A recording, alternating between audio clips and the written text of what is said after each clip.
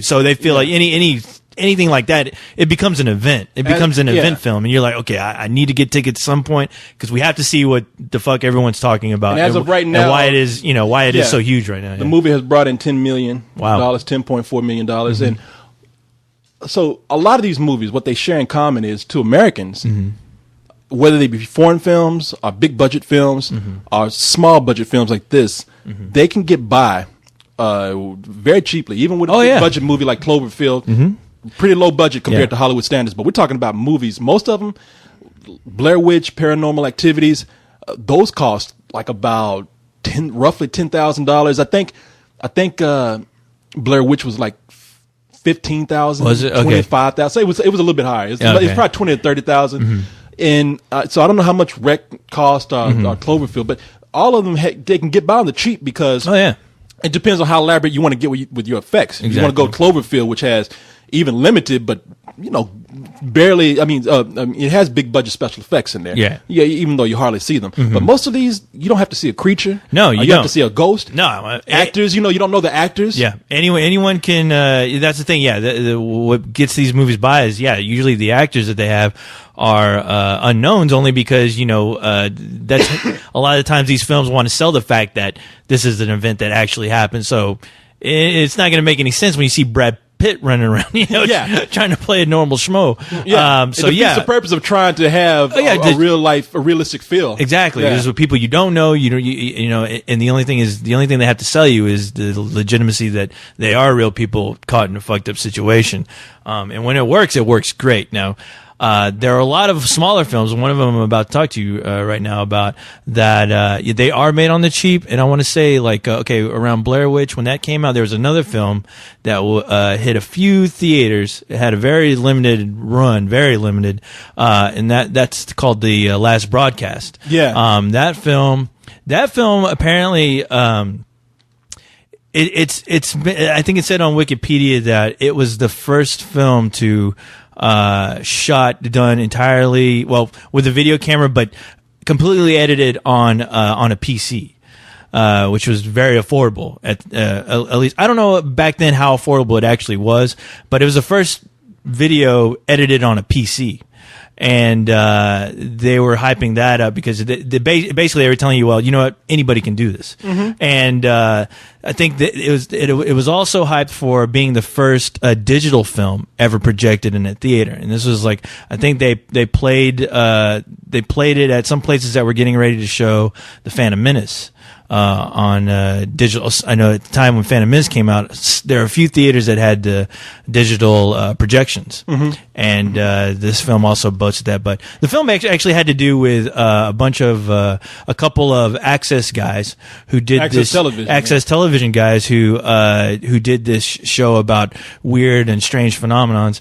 And basically, it's about them going to the Pine Barrens in New Jersey to look for the Jersey Devil. And basically, it's a group of 4 guys that go into the woods. They're videotaping. They're shooting the whole thing live through the TV. They're doing IRC, and they're also doing it on the radio. They're broadcasting it on the radio live. And the thing is that these 3 people end up missing and are presumed dead, and only one of them makes it out alive. So this whole case is built around it, and they actually find footage, just like Blair Witch, of what's going on. So the whole movie it's basically about this reporter who's piecing everything together, trying to figure out from the tapes that are found. Yeah, from the tapes that are found, trying to figure out what exactly happened. And as you go along, the whole creepy thing about it is they're saying maybe the Jersey Devil got a hold of him. Yeah, they put the evidence out there. Yeah. I failed to mention that they've also done this sort of filmmaking with serial killers too. There was a movie out there called the Poughkeepsie Tapes. I just looked it up. I was like, oh, I remember there was another one, which still has not been released yet. Which I think they showed it at some film festivals. Yeah. I think they showed it at Button here. I think I know somebody has seen it. I know Carlisle has seen some of it somewhere. It's been around for a while, but those same guys are the ones who ended up doing the remake to Wreck, which was Quarantine. Oh, Quarantine. Yeah, that's right. Those are the guys. It's the same guys who did Do you remember Quarantine. Man Bites Dog? The French film, where we follow a serial killer. A serial killer, and it's humorous at first as he kills people, and then it gets really disturbing. It gets really fucked up. That movie's kind of hard to watch, but it's a great film. I mean, it is. For it being a film, I mean, it's a solid film, but there's some very disturbing images. I can't watch it again. We got the unedited version here in Austin. This movie's years old. Man Bites Dog is a French film, and you follow a very charismatic a killer around.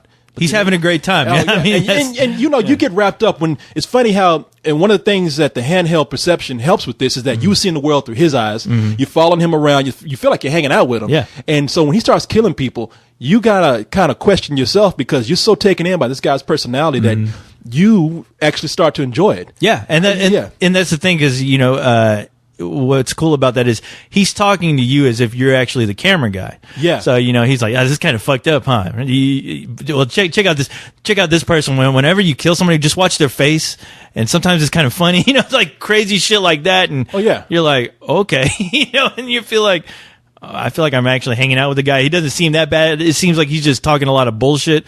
But once it gets down to the killings, you're like, oh. Okay. And even at first, it's kind of like, okay, it's funny. They're playing it up for laughs. And when a movie tells us how to feel, we actually start to actually feel that way. When it's done right, Yeah, we become some of the most hostile, psychopathic people in the world, man. Because that's what happened to the camera crew in this movie. They actually start to become what he is. Yeah. And that's where the disturbing scene comes in. I won't ruin too much, but if you don't want to hear this, just go off for a minute.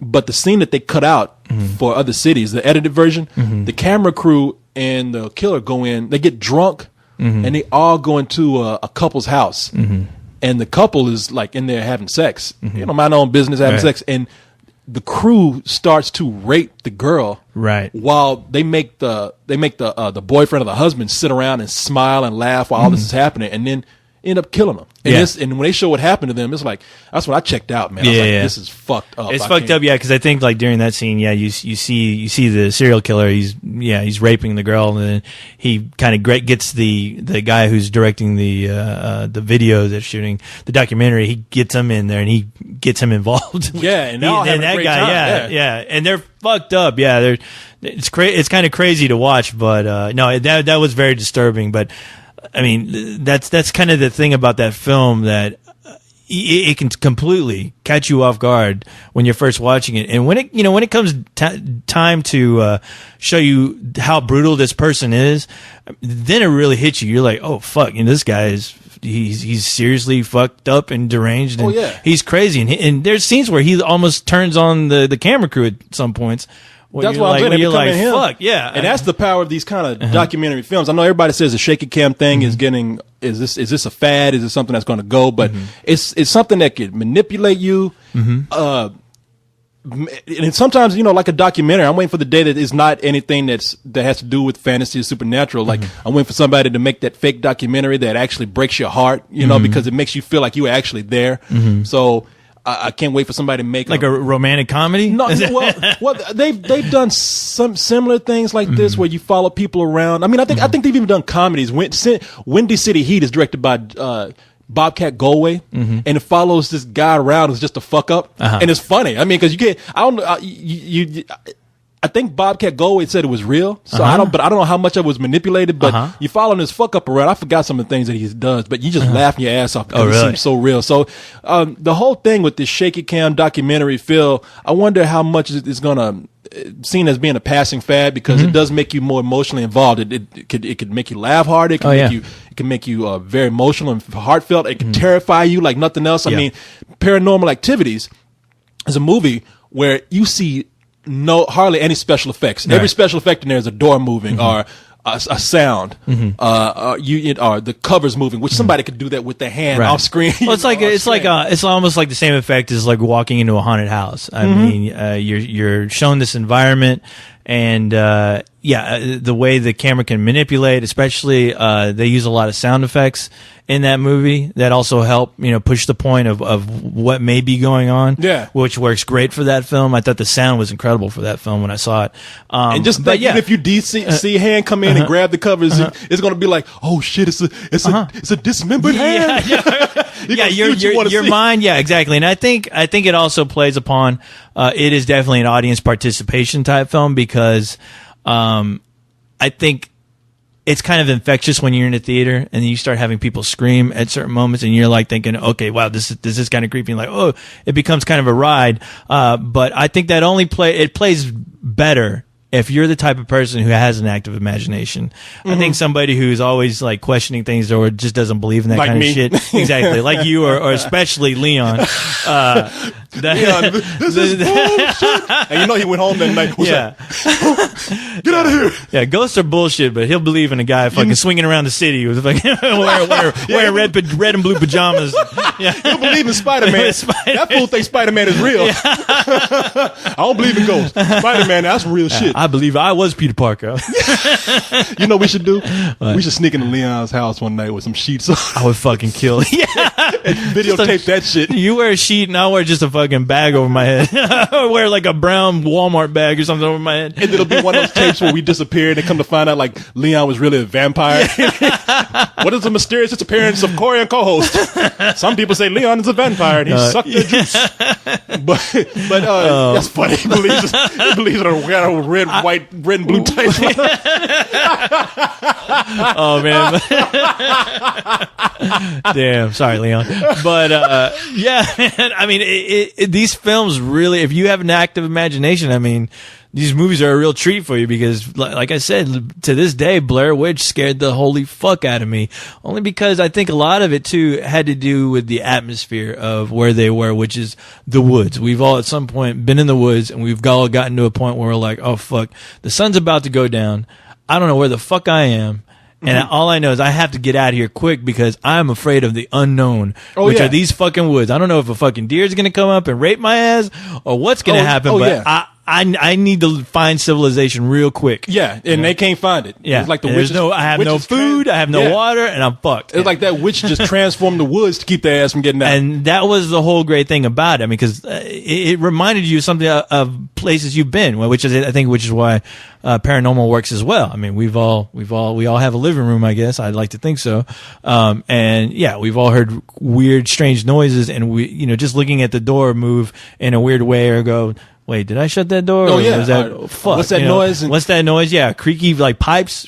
I mean, the thing with Blair Witch, after I saw that movie, I went back. I came back here and I started hearing fucking pipes, and I knew it was pipes moving around because we got some creaky ass pipes around here. But it still scared the living fuck out of me. That was me fucking with you. That wasn't creaky pipes. That was me in the back. I thought that was I thought you were about to say that was me fucking the fucking the vacuum cleaner. Fucking a toaster again. Yeah. Man, I see. That's what I like about these kind of films is that they have returned to effective psychological horror. Right. When I don't mean psychological horror like we're fucking with a deranged serial killer. It's like it means your mind is messing with you. You fill in the blanks, and that scares you more than anything. It's a throwback to something like The House on Haunted Hill. Now I'm not talking about the remake they did in the 1990s. No. I hope not. 1959. There's a movie called The House on Haunted Hill. That movie's best known for hardly having any images of ghosts or anything, but it's in a haunted house, and it does a lot with dark corridors, noises, and shadow. Right. And you hardly see anything, and it is a very creepy film. If you watch it now, it'll be like watching something produced by Disney. Today, it almost sounds like that Disney Halloween what was it?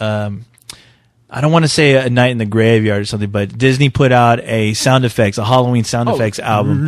Yeah, exactly. We used to listen to that at school. Yeah. No, I still have it, but it's the sounds of Halloween, and that's watching that film. That's what it feels like. If you were to turn off the TV and just have the audio play, that's exactly what it would sound like.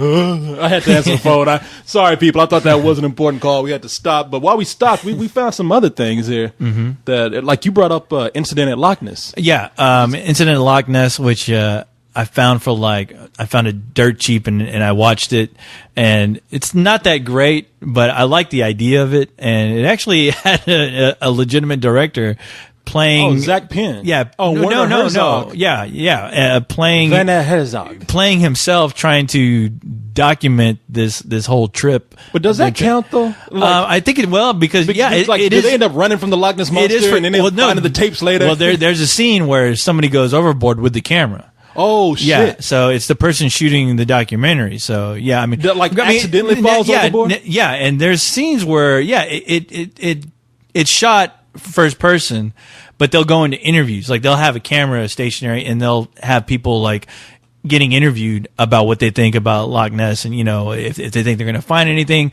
But a majority of it is just how the production is just crumbling while they're on this expedition. Like people are you can't stand each other. You know, you got a bunch of hotheads and it turns into, you never see the Loch Ness Monster or anything. Actually, you do. There's a shot where you do see it. Now it's almost like a Cloverfield shot where you barely see it, but and I hate saying that because it kind of does injustice to Cloverfield, but no, it was a decent attempt, but no, it wasn't great or memorable by any stretch of the imagination. But kind of falls into the category. Yeah, definitely that. But the one movie I did want to talk about, the one which is why we brought this whole thing up. Why we brought this up was that Predator sent me a link to this Google video, and the video itself is called Alien Abduction incident in Lake County. Yeah.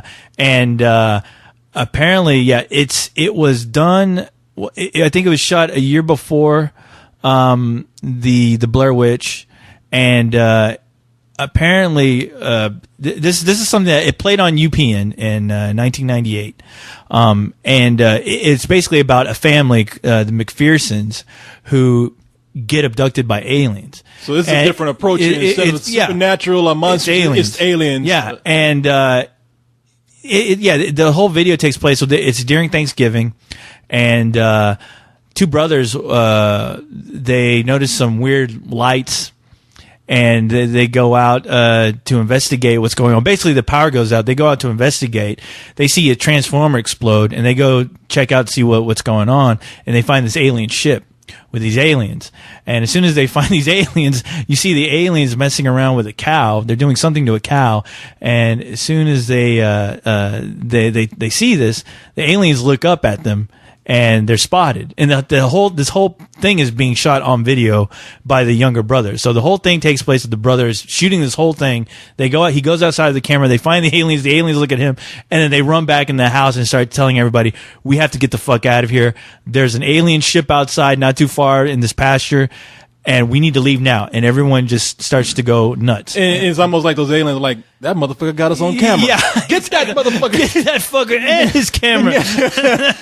Goddamn VHS recording bastard. Like those bouncers who take the camera when you're not supposed to take pictures of the person that's protecting. Yeah. Come here, motherfucker. It's pretty funny. Don't run from me. You see these aliens like with this red flashlight fucking with this. Well, supposedly he's a cow. You can't see it. The video quality that I got was pretty bad. It wasn't the greatest video quality. But yeah, you see these aliens like pointing this flashlight and it shoots a red beam at the supposed cow.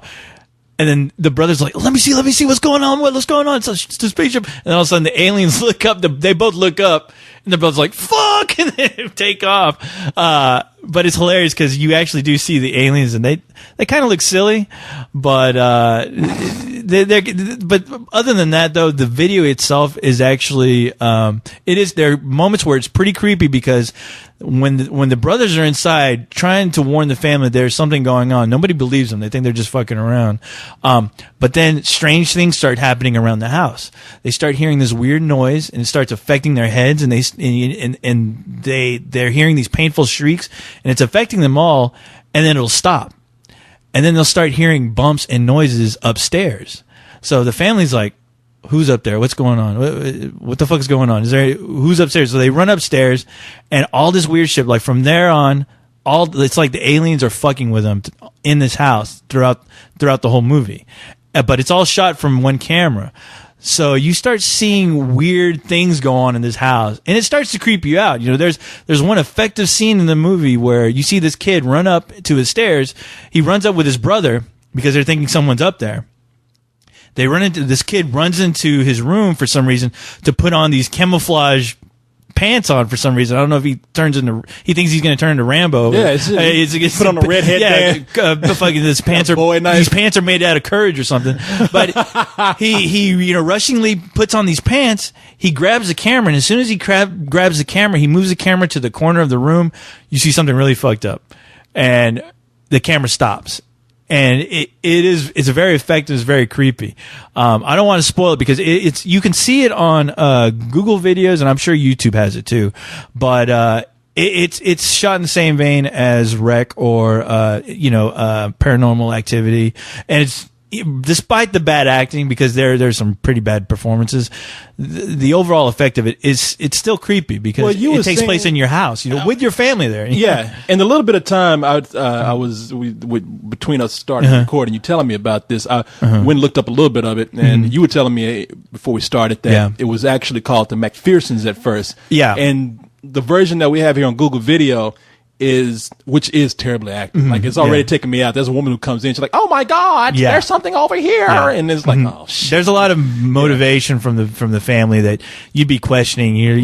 But anyway, But I know it was called the McPhersons, and then it was called UPN took it, and then they added some stuff to it, and that kind of ruined it. Yeah, well, the thing is, the story of how it all came about is pretty interesting, because this guy who shot it, his name is Dean Alito, or Aliato. He shot this on the cheap. He basically he played the kid of the family, and he shot this video about the alien abduction. He did it because he was reading books like Communion, and he was like, wow, you know what? I just want to make the coolest alien abduction film I could possibly make, but I don't have anything. I don't have any kind of money, so I'm going to shoot this on the cheap with a video and see what happens. So he shot this video. It has almost the same beats as Alien Abduction. But for some reason, he there was no credits or anything, and I don't know if he put it out on the internet or what, but apparently this tape that he made was starting to make the rounds all over the place. Yeah, it had no credits. It had no people credits. Thought it was real. People who were like into alien videos found these tapes, and they started talking about them on the internet like it was an actual incident, like it was videos somebody just found. And they're thinking it actually happened. So these tapes are going around with people thinking it actually happened, and questions started getting raised about who's in this tape. If there's any stories about this tape, any missing people from this tape. And the director, I guess, found out about it, and he was like, "Well, that's something I shot a long time ago, but it's mine and it's for sale if anybody wants it." So apparently, UPN at the time heard about this tape, liked it, and I think they commissioned him to do like an Unsolved Mysteries or a show like that, and they talked to him more about this tape that he did, and they're like, well, how about if we give you a budget and you make a TV movie out of it? So he was like, all right. So he basically made it. UPN was about to air his original cut, which was about 2 hours, and apparently, and it was also produced by Dick Clark. It was produced by his company, and apparently, studio heads got switched at UPN. So when the original guys who gave him the okay left, the new guys heard about this, watched what he had done, laughed at it when they did a preview screening. Apparently they were throwing shit at the screen. It was a bunch of chimps. Yeah, exactly. The studio heads were a bunch of chimps, and that makes a lot of sense when you start to think about the programming UPN was doing when they started. But fuck this, put on the Wayans brothers. So they didn't like it. So what they did was they recut it, where they actually shot some extra scenes without his approval, of people getting interviewed, like the sheriff of the town, directors who were looking at the tape trying to figure out if it was a fake or if it was authentic. So it got fucked up a bit, and it actually went and it got aired. It got aired, and it apparently it had like the biggest ratings UPN has ever had when they aired it. So it sounds like they probably could have made a more effective movie or show if they had left the commentary or people coming in with the commentary and flashbacks and whatnot, because they throw it in there at random points, and it's a bit jarring because when something creepy is about to happen, they'll actually pause it and then they'll go to an interview. See, that's why these things work, because you feel like you're there. Exactly. If you interrupt that with scenes of, if you get taken out of that and you're given a break, you're going to have a chance to reflect on what you saw, and it's probably going to like make you think like, okay, this isn't real. You're right. And the thing is that the funny thing is that they were trying, I think they had a poll when it was aired if you thought the tape was actually real or not, and it started a lot of controversy because I guess people saw the credits at the end. They actually had credits at the end of this video,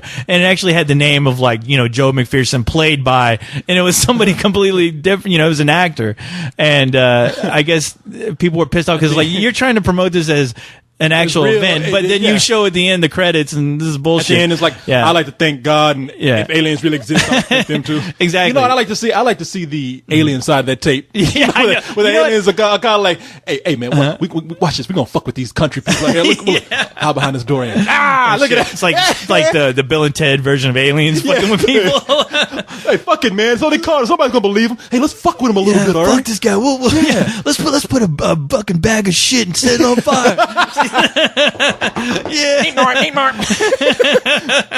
Alien shit. And then fucking the old man stomps on the alien shit and fucking starts to attack his leg. And it's like fucking blob. Oh no! And it's funny because we think they're abducted, but the aliens are probably like, "Hey man, fuck it, come on, you know, these dudes would be fun to party with. Let's put them on the ship and let's go." They're out there drinking. The family of McPhersons are drinking alien beer and partying with these aliens. You guys are all right, man. Yeah, we just fucking with you. Sorry. And then all of a sudden it's like, all right, anal probing time, and the whole family just what? Huh? You like it? It's fun. Oh my god.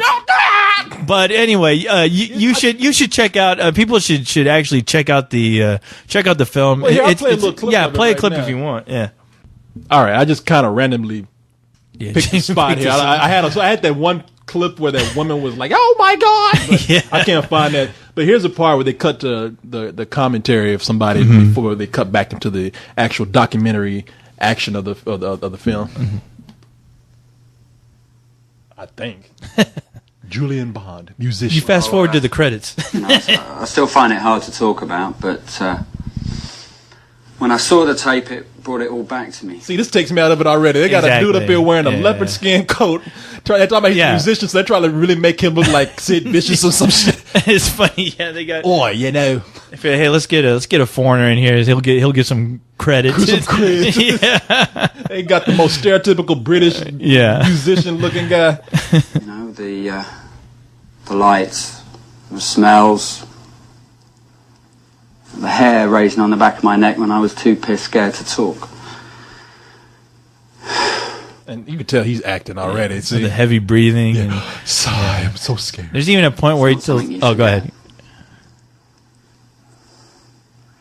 You don't know what it's like when one of those big-headed wankers takes you out of your life and puts you under their life. Bloody terrifying. Okay, I ain't sounds like Nick. Like Nick trying to describe something to me. He's talking about us. Yeah, he's trying. Those big-headed wankers, those Austinites. Those wankers. Gets a hold of you. Sort of family. It was like going through the whole thing again. He's talking about the spill party. Yes, Nick talking about the last spill party. The hairs rising on the back of my neck. Those big-headed wankers. You know what I mean? Fuck no, I don't know what you mean. I've never been abducted by an alien, you dumbass. I got one. You what? I got one. Get a rope. Come on. Go. Oh my god. Hey, tell me what's going on. We have any ropes? Hey man, we have any rope? What? Rope? Yeah, sure, we got some twine in the drawer. Why? Okay. Let's go over here. Over here. What's going on? Kurt's got one of Mom's room. He's got what? What? He shut the door on him. Got a rope? No, he's see, it's kind of... Come on. Now, see, this is kind of creepy because they apparently Damn, you and I've been both using the word apparently a lot. The mystery of why we say apparently so much. Now, it looks like they have one of the aliens locked up. Yeah. And it looks like they've also cut the electricity off, so the whole house is dark. Yeah. And it's real creepy, like any kind of haunted house movie we'd see. So they managed to bring a creepy atmosphere to this alien part. Now, this part is kind of selling me. No, and that's the part that kind of won me over. Yeah. Because it definitely wasn't the acting. Jesus Christ. Why'd they bring that British dude in because you can't even see it at the end of that